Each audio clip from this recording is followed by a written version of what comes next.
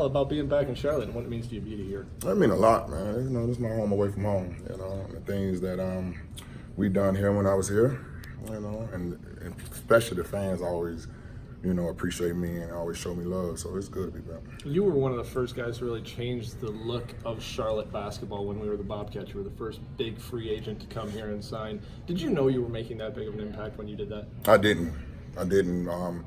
Kim will twist my arm in New York, and he said, "Don't you come to Charlotte?" I'm looking at him like, "Yeah, right." But I mean, I talked to Coach Clifford and Pastor Ewing, and when I had that meeting here, I said, "Yeah, this is where I want to be." How much do you really look back in these years here and value the years that you had here? Like you said, you and Kemba really were a great duo. I mean, I had my best season of my career here. I mean, All NBA. You know, and I didn't realize. I was just saying that earlier. I didn't realize how important All NBA was. Because, you know, I always wanted to be an All-Star, of course, but making All NBA that's big, better than All-Star. Mm-hmm. And so the things we did here, the last year that the Bobcats was here, take them to the playoffs, even though we got swept, but we made it, and it was fun, man. You know, they can't take that away from me. That's something always gonna be on my resume, and I'm proud of that. Yeah. They're honoring former Bobcats tonight. Is it weird to be a Bobcat and a Hornet? And it's unique. I mean, how many people could say that? You know, as a handful of us could say it. So yeah, you know, and especially for my first year to be the last year of the Bobcats, it's big time. So, yeah, I know I sweat a lot.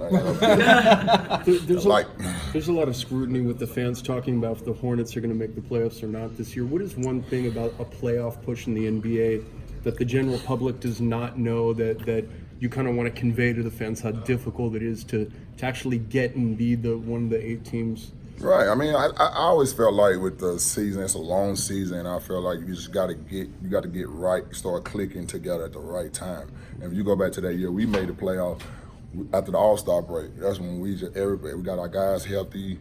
Everybody started clicking at the right time, and that's what I think. When you're dealing with a long season, you know, a lot of things could happen. You know, and it's just all about the guys getting together, clicking, and everything start flowing at the right time to get into make that playoff push and also make a run in the playoff. What do you make of the Eastern Conference right now? It's wide open. I think. I mean, LeBron been dominating the Eastern Conference for so many years, and now that he's gone, it's wide open. Milwaukee, you know, Toronto, Boston, all these teams. I mean, Charlotte. Everybody fighting. You know, it's not like a pushover no more like it used to be. You know, you in the arena you go to, even Orlando, the teams that's not winning, you got to play hard. I watch Atlanta. Them boys not winning, but they playing hard every night. And that's not a team you want to come in and relax against, you know. So, yeah. Now, we know what a special relationship you have with Kemba. What has it been like too short, man. What has it been like for you to see him do what he's done over the course of the last few years? It's been nothing. That's what I seen. Like, what he been doing is what I knew he would do when I first signed here, you know, and so it didn't surprise me. I watched this kid, man. This kid worked harder than anybody ever been around in the offseason. You know, it's not a coincidence that his 3-point shot got better. He worked on it. Now to the point like you can't go on with him no more.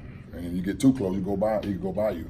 So what he doing now is something I already knew he could do, and I seen it a long time ago. You mentioned he's the reason why you signed here. Can you take us back to what you guys talked about and why you felt that this is the place for you to come when you did sign here? Well, we was at Jay-Z Club, 40-40, off season. Yeah, he came in. I'm sorry, y'all. He came in and he said, "You should come to Charlotte."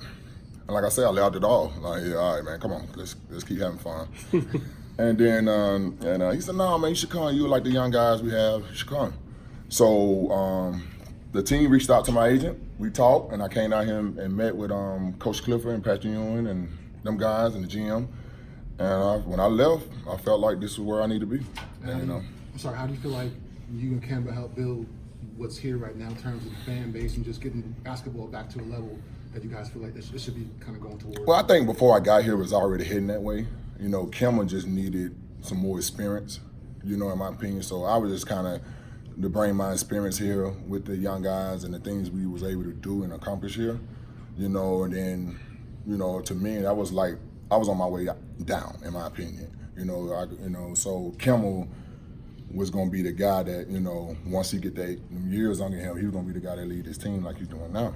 So it was just, you know, I just felt like I was just there to put the pieces together, to keep it together for that moment, and, you know, and while Kimmel learn and adjust and become the player that he is. I know obviously he's his own man, but he's not going to be a free agent.